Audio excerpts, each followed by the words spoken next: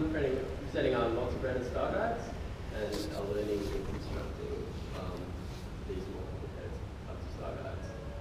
So about me, I'm a user experience designer and a front-end designer. I've been doing that for 10 years. I've been doing style guide stuff since about 2004, actually. This is the only comic in existence that actually has my name in it. It's about a stone softball team, and apparently my name is perfect for the mascot.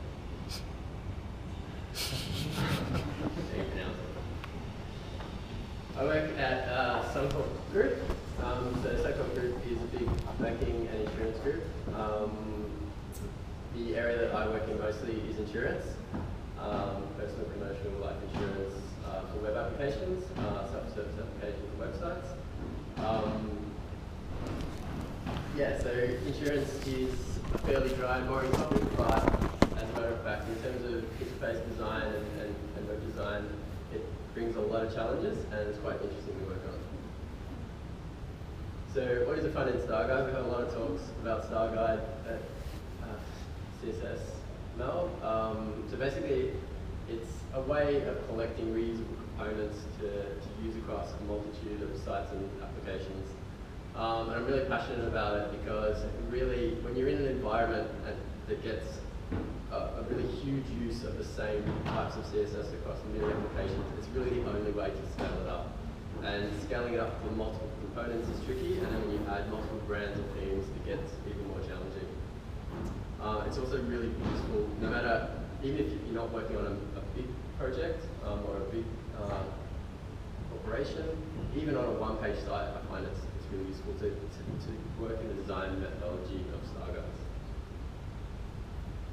Okay, so at Suncorp we have a whole set of requirements that we have to work for our applications. Okay, so Suncorp has a lot of brands. They actually own Amy, GIO, Suncorp Insurance, Bingle, Insure My Ride, a whole heap of others. And we work on a lot of them from day to day, and we need to support them, and they need to do the same things across the board. They all need to, you need to pick dates, you need to input text, you need to select the radio options in these sort of insurance applications. And they all need to work well, and they all need to feel different and be styled differently across different brands. So we've already achieved these 4 brands. We're quite happy with that, and we're working on the next few. So that's coming soon. We also need to support multiple platforms, quite a diverse range of platforms, everything from Drupal to Angular, Java, Adobe CMS, and that raises a lot of challenges as well. I have to make it very modular, very flexible. We also need to support teams who use both Less and Sass. Our style guide is designed in Less, and then half the developers went off and started using Sass. So that also brings up a lot of challenges. All our components, by design, need to be responsive and fluid. Everything, like I said, needs to be in a way that we can just pop it in anywhere on the site that needs to work. But we also get asked to turn off responsive because they might not be ready for it. So we had to kind of hide a time flag to make it optional as well. We also have to support IE8 and above because it has a certain percentage of our market share, and we can't lose all those valuable customers.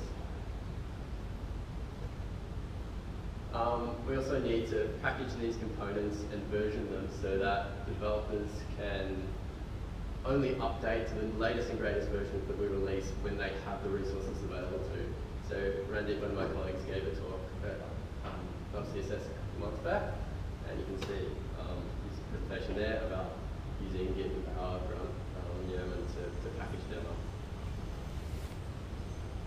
So constructing a multi-brand style guide. The first challenge that you really have is trying to figure out how you're going to construct your components. There are basically a couple of decisions. So first of all, are you in an environment where the brands are growing rapidly and your components are fairly static, or are you in an environment where your components are growing rapidly and your brands are static? So the first option here, for example, you have a buttons component where you could have the multiple brands that sit inside that component. That works in a case where your brands are fairly static but your components can continue to grow. The second one would be, maybe if you're working some sort of a theme marketplace, you might have your brand as the component name, and within that you have the styling for each of those components. And the third option is to have everything in separate components that depend on the default. So you might have your base button styling, and then you have your brand styling in different ones. And the challenge with that is your components will absolutely grow exponentially. So it really depends on the circumstances of your environment and your requirements. We went with the first one because we knew that our brands were fairly static and wouldn't grow too much, but our components would grow. So we package each of the components in a semantic way using Bower. And our components look something like this. You have the base, which is dependent of all the other components. You might have your typography and buttons, and they depend on a certain version of base or icons, depending on which one they need. So they're all linked through Bower and managed through Bower. And when the developers need to update, they see that there's a new version out, and we have detailed change logs of what's changed, and hopefully they follow them and follow them.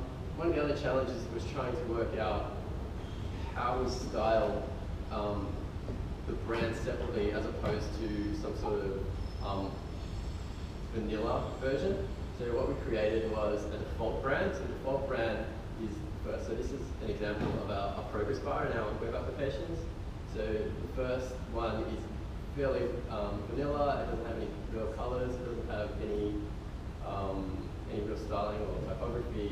It's just what you get by default. So then on top of that, you import the styling for each of the brands, and they can kind of apply the CSS. And if you use, say, less variables or something like that, you get you can change out the colors and styles without any cost or anything.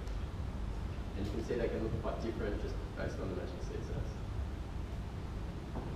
So colors, one of the big challenges is to be able to manage colors across multiple brands and manage your default brand. So this is an example of a color palette from Amy, and each different brand has its own color palette. So for example, in the first row you have your marketing colors. They're the ones approved by the design of the brand, and they'll be named around what the actual brand calls those colors, and there can be any number of those, and they can be quite different across brands. Then you have the functional colors, so they sit in the base component that everything depends on. And these, say, 9 colors here, have the exact same name across every brand. So you'll have your primary, secondary, your correct color for things like checkboxes and error colors for showing errors. And we found that by using these same 9 color names, we can color every component across the whole board and not need to reference specific marketing colors. So then when you move into the actual components themselves, so you might have your table component or your button component, you have these kind of logic names, and what they allow you to do, if you choose a logic name like button primary, and that points to a functional color, the 2 middle rows can be completely separate from any branding. So you can develop a base brand that only is references to other variables.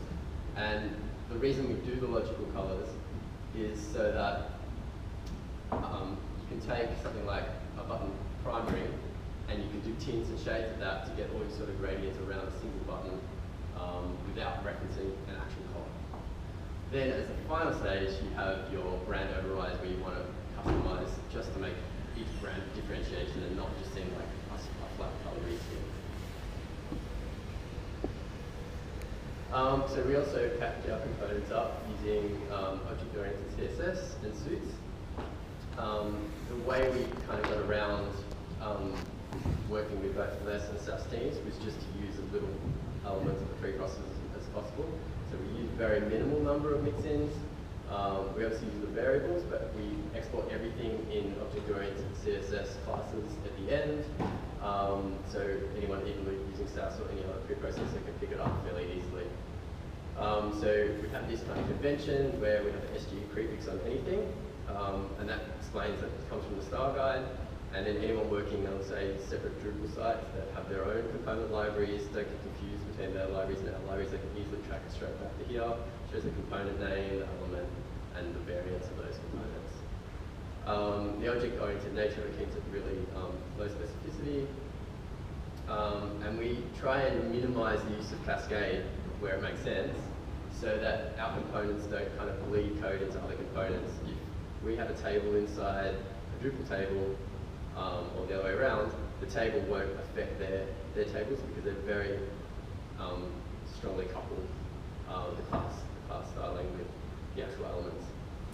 And lastly, one of the problems we had was with some of the other external libraries, they were using native tags like styling ULs or lists and base typography, and our code would just kind of interfere with all their menus and things like that. So what we decided to do was to move the styling of native tags to a separate file, an optional file, so they can just choose to pick that up if their environment needs it.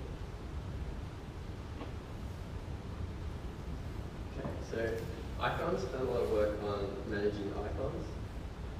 The first challenge we had was to decide how we would store these icons. So this is just a bit of a decision graph looking at the different options in storing SVG fonts or PNGs. And they all have their merits, and it really just depends on the environment, how far back you have to support browsers, whether you need multicolored icons, and it just so turned out that SVG was the right way for us to go. But once again, it really does depend on your environment and how easy it is to manage them across the board. So managing icons is really tricky. We've done a lot of work collating icons from all our different applications to try and make it standard. But the problem with icons is that matching a word to a picture is very subjective. So which one of those icons represents a policy list? And like which one represents it more for brand A than brand B. And then if someone decides that my policy list is not the right wording and it's now my policy details or something like that, then your icon might change completely again. So we just try to collate them and make them meaningful names.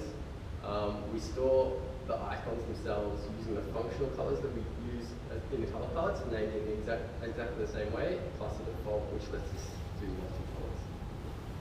And we keep the naming very specific. And we construct our components so that each component only uses the exact icons they need. And we do that using Grunticon. So Grunticon is a Grunt plugin that basically turns SVG and PNG icons into a data URI, which is this string that actually goes a lot further than that. And then just turns it into a CSS class. So now I can reference icons as a background image just by putting that one CSS class in, and it only generates the CSS classes for the icons that I need, the application needs. So there's no bloat, and we can store thousands of different variations of icons and icon colors, but there's no overhead in the total application code. And one of the other nice features is that every icon that's an SVG, it'll automatically generate a PNG version for IEA and the browsers that don't support PNGs. So one day when we stop supporting IEA, we can stop doing that, but for now we need to generate a PNG with the same class name, and it just replaces it like that. So all of this needs to be documented pretty carefully so that the developers can pick it up as easily as possible. This is an example of our documentation page. We played around in the early days with KSS, which is an auto-generating documentation framework, which kind of put the code into the CSS and it generates the documentation. And we played with that for a while, but we discovered it just wasn't flexible enough to really let us show what we wanted to do with our documentation. So basically we just moved to straight Markdown. We write the documentation in Markdown, we show the examples in HTML, and we generate this style guide using some automated tools, Grunt, and so forth. And the beauty of that is now that we have all these great example codes and snippets of these components that and patterns that we have, we can start running visual testing. So we've finally got this working in real-world examples. So here's a header that we had at the top. I did a bit of playing around with some typography and didn't go in to have a look at the header component, and lo and behold, the visual testing picked up that this had changed, and we've been very hard, probably could have seen it, but you would have had to go through every pattern and manually checked. And this is a really great way to test, your applications, your sites, or your individual components. That's it from me. This links to our actual insurance quotes. I don't get a commission or anything for going through it.